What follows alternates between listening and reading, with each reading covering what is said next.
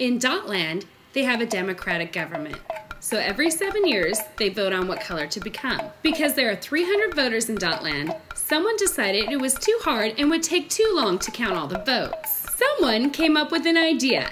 They would separate the dots into 3 groups of 100. Then one dot would represent that group with 1 vote. The first group was represented by I dot. The second group was represented by Bow dot. And the third by Hat dot. This year, they were voting on the color red and green. The first group all went to vote. Many voted for green and many voted for red.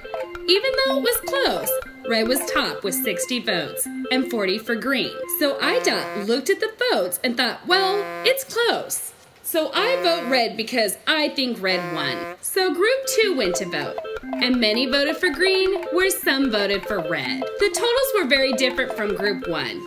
In group 2, green had 70 votes and red had 30. So when Bow dot saw this, he was very disappointed. He knew that green had the most votes, but he'd much rather red.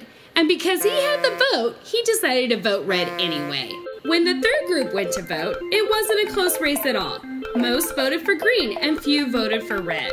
In fact, 90 voted for green and only 10 voted for red. So Hat dot felt this was a no-brainer.